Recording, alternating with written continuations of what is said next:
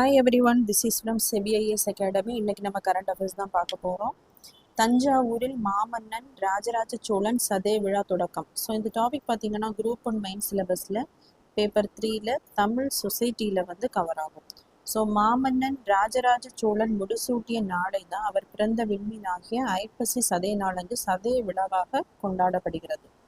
So இந்த தஞ்சை பெரிய கோயில் வந்து ராஜராஜன் சோழனால் கட்டப்பட்டிருக்கும். ஸோ இந்த தஞ்சை பெரிய கோயிலின் மற்றொரு பெயர் என்ன பார்த்தீங்க அப்படின்னா பிரகதீஸ்வரர் டெம்பிள், பெருவுடையார் கோயில், ராஜராஜேஸ்வரம் என்றெல்லாம் அழைக்கப்படும். பொதுவாக கட்டடக்கலையை பார்த்தீங்க அப்படின்னா இது வந்து 3 கட்டடக்கலைகள், 3 விதமான கட்டடக்கலைகள் இருக்கும்.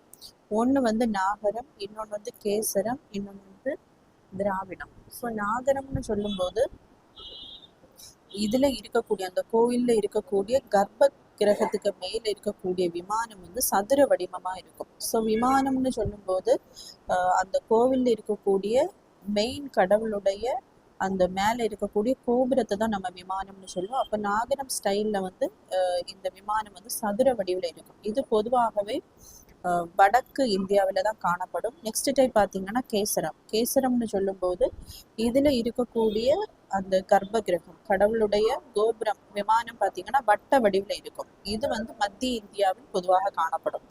நெக்ஸ்ட் டைப் பார்த்தீங்க அப்படின்னா திராவிடம். திராவிடம்னு சொல்லும்போது இதுல அந்த மெயின் கடவுளுக்கு மேல இருக்கக்கூடிய விமானம் வந்து பட்டய வடிவில் அமைந்திருக்கும். ஸோ இந்த தஞ்சை பெருவுடையார் கோவில்ல பார்த்தீங்கன்னா இந்த விமானம் வந்து பட்டய வடிவில் தான் இருக்கு. ஸோ இந்த கர்ப்ப கிரகத்தோட அந்த கோபுரம் பார்த்தீங்கன்னா மிக உயர்ந்த நிலையில வந்து இருக்கு. அதாவது சோழ காலத்துல வந்து இந்த விமானத்திற்கு தான் அதிக அளவுல முக்கியத்துவம் கொடுத்திருப்பாங்க. ஸோ நாயக்கர் அண்ட் பல்லவர் காலத்துல பாத்தீங்கன்னா கோபுரத்துக்கு வந்து அதிக அளவுல முக்கியத்துவம் கொடுத்திருப்பாங்க. இதுல விமானத்துக்கும் கோபுரத்துக்கும் என்ன டிஃபரன்ஸ் அப்படின்னா, கோபுரம்னு சொல்லும்போது நம்ம கோயில்ல நுழையும் போது அந்த வாயில் அருகில் இருக்கக்கூடிய அந்த கோபுரங்கள். ஸோ விமானம்னு சொல்லும்போது அந்த கோவிலுக்கு உள்ள மெயின் கடவுள் இருக்கக்கூடிய அந்த இடத்துக்கு மேல இருக்கக்கூடிய அந்த கோபுரம் தான் நம்ம என்ன சொல்லுவோம் அப்படின்னா விமானம் அப்படின்னு சொல்லுவோம்.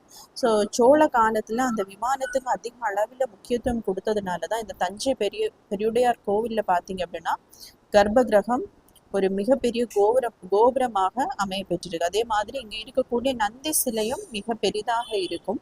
ஸோ இந்த விமானத்தை பாத்தீங்க அப்படின்னா ஒரு மனிதனின் உடலை வந்து இதுக்கு வந்து வகைப்படுத்தி இருப்பாங்க. எப்படின்னு பாத்தீங்கன்னா அந்த விமானத்துல மேல இருக்கக்கூடிய பகுதி வந்து ஸ்தூபியை வந்து மகுடமா என்ன பண்ணியிருப்பாங்க அப்படின்னா இதை வகை பண்ணியிருப்பாங்க. நெக்ஸ்ட் பார்ட் பாத்தீங்கன்னா சிகரத்தை வந்து மனிதனுடைய தலையில வந்து தலையா என்ன பண்ணியிருப்பாங்க அப்படின்னா கன்சிடர் பண்ணியிருப்பாங்க. நெக்ஸ்ட் பாத்தீங்கன்னா கண்டமை வந்து கழுத்துக்கு எடுத்துக்காட்டா எடுத்திருப்பாங்க. நெக்ஸ்ட் பாத்தீங்கன்னா பிரஸ்தம் அப்படின்னு சொல்லும் போது மனிதனுடைய அந்த தோலுக்கு கம்பேர் பண்ணியிருப்பாங்க. நெக்ஸ்ட் இருக்கக்கூடியது பித்திக்கு வந்து காலை வந்து எடுத்துக்காட்டா எடுத்திருப்பாங்க. நெக்ஸ்ட் பாத்தீங்கன்னா அதிதானம்னு சொல்லும் போது மனிதனுடைய அந்த பாதத்தை வந்து குறிக்கிறது. ஸோ அந்த விமானத்தை வந்து 6ஆ வகைப்படுத்தி இருப்பாங்க: ஸ்தூபி, சிகரம், கண்டம், பிரஸ்தம், பித்தி, அதிதானம். அதே மாதிரி இந்த தஞ்சை பெருவுடையார் கோயில் வந்து 1987ஆம் ஆண்டு யுனெஸ்கோவின் உலக பாரம்பரிய சின்னமா வந்து அறிவிக்கப்பட்டிருக்கும்.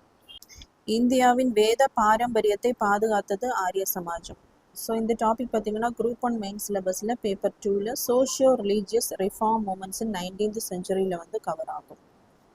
ஸோ அந்த 19ஆம் நூற்றாண்டுல வாழ்ந்த ஒரு சமூக சீர்திருத்தவாதி தான் தயானந்த சரஸ்வதி அவர்கள். ஸோ இவர் ஆரிய சமாஜம் அப்படிங்கிற அமைப்பை 1975ஆம் ஆண்டு வந்து தொடங்கி வைத்திருப்பார். ஸோ இவர் பார்த்தீங்க அப்படின்னா அந்த மேற்கு கங்கை சமவெளியில் அலைந்து கொண்டிருந்த ஒரு துறவி.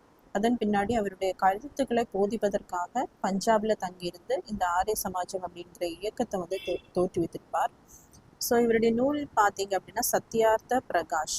ஸோ அனைவராலும் இது படிக்கப்பட்டிருக்கும். ஸோ இது வந்து ஹிந்தி லாங்குவேஜில் தான் இதை எழுதியிருப்பாரு. ஸோ அந்த 19ஆம் நூற்றாண்டுல பிரிட்டிஷ் இங்கே வந்ததுக்கு அப்புறம் 2 விதமான மூமெண்ட்ஸ் வந்து நடந்திருக்கும். என்ன அப்படின்னா ஒன்று வந்து ரிஃபார்ம் மூமெண்ட்ஸ், இன்னொன்று வந்து ரிவைவலிஸ்ட் மூமெண்ட்ஸ். ரிஃபார்ம்னு சொல்லும்போது நமக்கு இருக்கக்கூடிய அந்த மதங்கள்ல இருக்கக்கூடிய அந்த சடங்குகள்ல வந்து மாற்றம் கொண்டு வர வேண்டும் அப்படி சொல்லக்கூடியது தான் ரிஃபார்ம் மூமெண்ட். ஸோ ரிவைவலிஸ்ட்னு சொல்லும்போது வேண்டாம், மதங்கள்ல வந்து ஏதோ மாற்றம் கொண்டு வர வேண்டாம், இருக்கிற மதத்தை நம்ம புதுப்பிக்க வேண்டும், புத்துணர்ச்சியாக கொண்டு வர வேண்டும் அப்படின்னு சொல்லக்கூடியது தான் இந்த ரிவைவலிசம். ஸோ இந்த ரிவைவலிசம் மூமெண்ட்ஸில் வரக்கூடியது தான் இந்த ஆரிய சமாஜம். ஸோ இந்த தயானந்த சரஸ்வதி அவர்கள் என்ன சொல்லியிருப்பார் அப்படின்னா, குழந்தை திருமணம், விதவை மறுமணத்திற்கு மறுப்பு, அயல்நாடு சென்றால் தீட்டு, இதெல்லாமே வேதங்கள்ல வந்து சொல்லப்படவில்லை. ஸோ நம்ம வந்து அந்த மதங்கள்ல வந்து மாற்றம் கொண்டு வர வேண்டிய தேவை கிடையாது. அந்த மதங்களை நம்ம மறுமலர்ச்சி பண்ணினாலே போதும் அப்படின்னு சொல்லியிருப்பாரு. ஸோ இன்னும் அவருடைய கருத்துக்கள் பார்த்தீங்கன்னா, ஒரு கடவுள் கோட்பாடு, உருவ வழிபாட்டை நிராகரிச்சிருப்பாரு. அதே மாதிரி பிராமணர் மேலாதிக்கம் செலுத்தும் சடங்குகள்ல வந்து மறுப்பு தெரிவிச்சிருப்பாரு. மூட நம்பிக்கைகளுக்கு வந்து மறுத்தல் தெரிவிச்சிருப்பாரு. ஸோ இவருடைய கருத்து என்ன அப்படின்னா, கோ பேக் டு வேதாஸ், அதாவது எந்த மாற்றமும் நம்ம கொண்டு வர தேவையில்லை மதங்கள்ல, வேதங்களை பின்பற்றுவோம், முன்னாடி இருந்தது மாதிரி அந்த வேதங்களை பின்பற்றுவோம் அப்படிங்கிற கருத்து தான் இவர் முன்மொழிந்திருப்பாரு. அதே மாதிரி அந்த 19th செஞ்சுரியில பிரிட்டிஷ் இங்கே வந்ததுக்கு அப்புறம் கிறிஸ்டியானிட்டி அதிக அளவில் வந்து பரவி இருக்கும். அதை வந்து மக்கள் ஹிந்துவில இருந்து கிறிஸ்டியானிட்டி கன்வெர்ட் ஆகுறத இவர் வந்து தடுத்திருப்பாரு. அது மட்டும் இல்லாமல் ஹிந்துவில இருந்து முஸ்லீம் கிறிஸ்டினா கன்வெர்ட் ஆனவங்களை வந்து மறுபடியும் ஹிந்து ரிலீஜியன்ல சேர்ப்பதற்காக சுத்தி மூமெண்ட் அப்படிங்கிற ஒரு மூமெண்ட்டை வந்து இவர் ஸ்டார்ட் பண்ணியிருப்பாரு. அது மட்டும் இல்லாமல் மதங்கள்ல மறுமலர்ச்சி பண்ணது மட்டும் இல்லாமல் சமூகத்திலையும் நிறைய சீர்திருத்தம் இவர் பண்ணியிருப்பாரு. எஜுகேஷனை, அதாவது அந்த எஜுகேஷனை வந்து நிறைய இடத்துல வந்து பரப்பணும் அப்படிங்கிறதுக்காக தயானந்தா ஆங்கிலோ வேதிக் ஸ்கூல்ஸ் மற்றும் காலேஜஸ் என்ன பண்ணியிருப்பாருன்னா ஸ்டார்ட் பண்ணியிருப்பாரு.